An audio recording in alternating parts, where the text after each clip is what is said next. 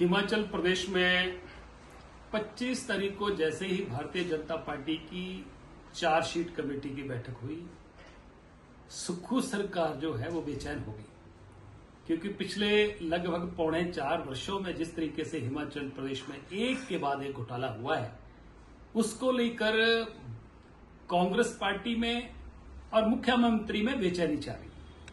और ये जो एफआईआर पे एफआईआर दर्ज करने का, जो झूठी एफआईआर दर्ज करने का जो खेल मुख्यमंत्री और कांग्रेस सरकार हिमाचल प्रदेश में कर रही है, ऐसा लग रहा है कि वो दिन 1977 के जब देश में कांग्रेस की सरकार थी और इमरजेंसी देश पर लागू करी थी, वैसे हालात हिमाचल प्रदेश में पैदा हो गए।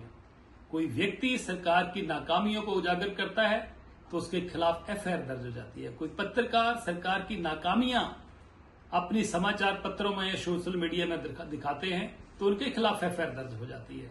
कोई व्यक्ति सरकार के खिलाफ बोलता है, जो कि लोकतांत्रिक अधिकार है व्यक्ति का, उसके खिलाफ एफआईआर दर्ज हो जाती है। इतनी एफआईआर पे एफआईआर दर्ज हो रही हैं।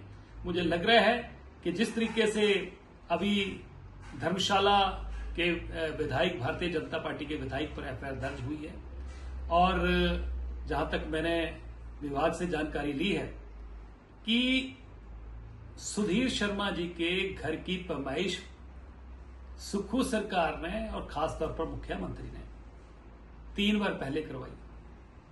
यहां तक कि घास भी विजिलेंस के लोगों ने देखा कि घास कौन सा लगाया है और कहां से आया, और उसके बाद इनकम टैक्स को लिखा गया, वहां से भी जो है रिपोर्ट जो है वो चली गई कि सब कुछ कानून के दायरे में किया गया है और सारे कागज पत्ते पूरे हैं। और उसके बावजूद भी सरकार का पुलिस के अधिकारियों पर जो दबाव बना, कौन कौन अधिकारी हैं जो दबाव बना रहे हैं और उनके ऊपर कौन दबाव बना रहे हैं, सारी चीजें बाहर निकल के आ रही हैं। ये मुख्यमंत्री ना केवल धर्मशाला के विधायक के ऊपर, बल्कि देहरा के विधायक के ऊपर एफआईआर दर्ज, हमीरपुर के विधायक के ऊपर एफआईआर दर्ज, इसके अलावा जो कांग्रेस को छोड़ के चले गए उनके सबके ऊपर एफआईआर दर्ज, कोई पत्रकार है उन पे एफआईआर दर्ज। इसलिए एफआईआर पे एफआईआर दर्ज करने का जो खेल चला हुआ है, मुझे लग रहा है कि मुख्यमंत्री को 3 खिताब प्रदेश की जनता दे चुकी है। पहला कि सबसे झूठ बोलने वाले मुख्यमंत्री का खिताब हासिल किया है। दूसरा कि सबसे ज्यादा कर्जा हिमाचल पर लादने का मुख्यमंत्री को खिताब मिला है। और तीसरा, सबसे ज्यादा झूठी एफआईआर दर्ज करने का खेल जो है वो जो हुआ है, उसका भी खिताब जो है मुख्यमंत्री को मिला है।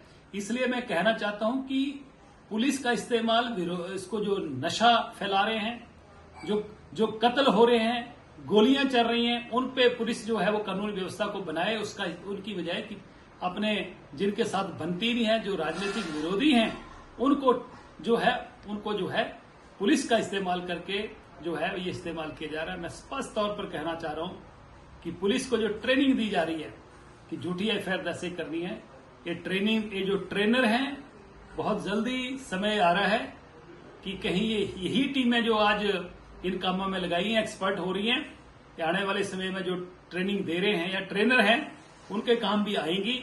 इसलिए मैं सरकार से आग्रह करना चाहता हूं कि एफआईआर दर्ज करें, परंतु सच्ची एफआईआर दर्ज करें। झूठे जो लोग कानून को अपने हाथ में ले रहे हैं उन पे करें। अपनी राजनीतिक खुंस को मिटाने के लिए, जो अंदर खुंदक है उसको मिटाने के लिए जो एफआईआर दर्ज हो रही है, ये शायद लगता है हिमाचल के लोगों के टेम्परामेंट के खिलाफ है।